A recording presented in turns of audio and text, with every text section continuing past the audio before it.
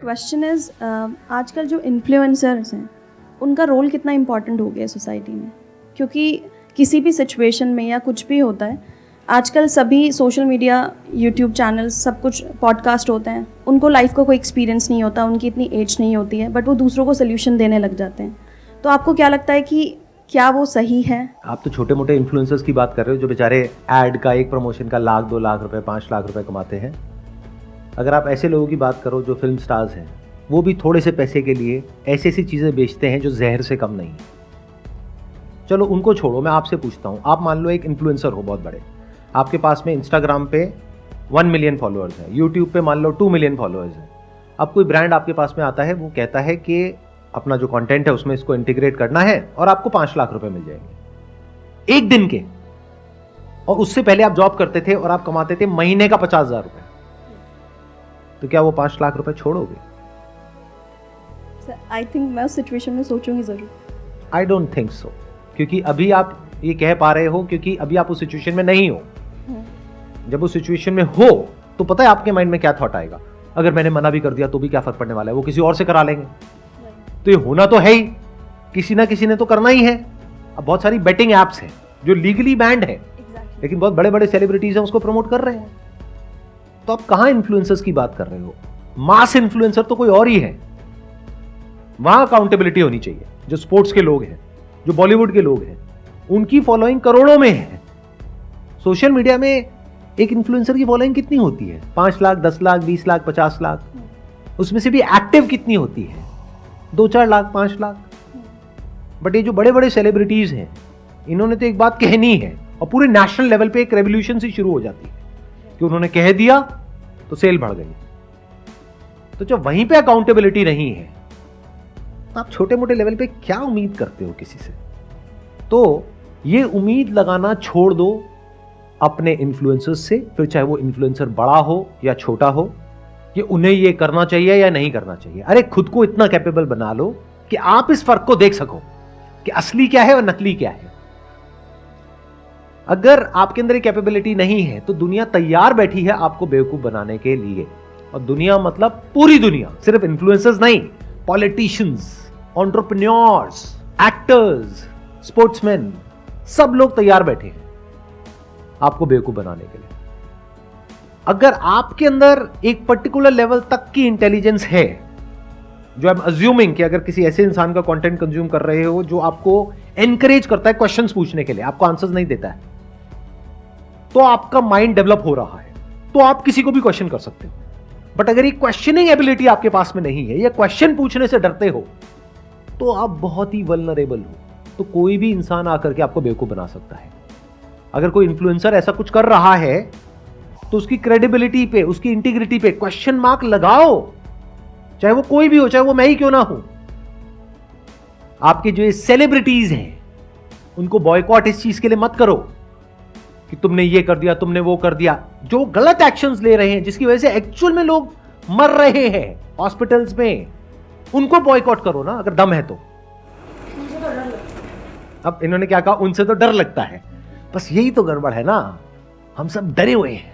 कई बार कमेंट कर भी देते हैं तो कई लोग मतलब ऑडियंस में ही आते हैं उठ के और बोलते हैं ये बता तुझे कितने पैसे दिए हैं ये बोलने के लिए। तो लोग आकर के नेगेटिव कमेंट आपको करते हैं। हाँ। तो उसमें डरने की क्या जरूरत है? नहीं मतलब जैसे बड़े बड़े लोगों को मैं कई बार इसलिए भी हिचक जाती हूँ कि कहीं ऐसा ना हो कि मतलब ऑडियंस ही आके गाली बकने लगती है। जब भी आप कुछ ऐसा करोगे जो मासेस कर रहे हैं उससे थोड़ा सा भी अलग होगा, तो आपको गालियां पड़ेंगी और गाली खाने के लिए रेडी रहना होगा, अगर आप सच में एक अच्छी दुनिया देखना चाहते हो तो। आपको डर नहीं लगता? आप जैसे बोल रहे हो कि इनको बायकॉट करना चाहिए, और मतलब मैं भी आपको सर 2013 से देख रहा हूँ, तो आप सर डायरेक्ट मतलब बायकॉट करते हो सबको। मेरी एक बात हमेशा याद रखना कि डरता वो इंसान है जो कुछ गलत करता है। जैसे जो इंसान अंदर से करप्ट है उसको बहुत डर लगेगा कुछ भी बोलने से पहले।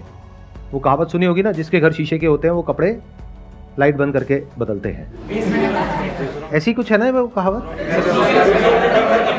मुझे पता है, मैं मजे ले रहा हूं।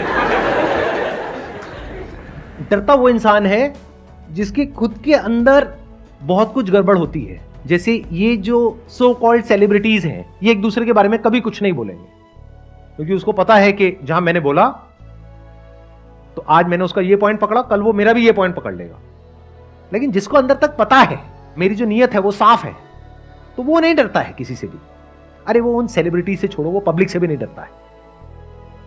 अगर मुझे पता है मैं कुछ ऐसा बोलने वाला हूं जिसकी वजह से आप ही लोग आकर के मुझे गाली देने वाले हो, लेकिन उसमें आपका भला है, तब भी मैं बोलूंगा। अगर आप सही हो तो लड़ने के लिए तैयार रहो, और लड़ना तो पड़ेगा।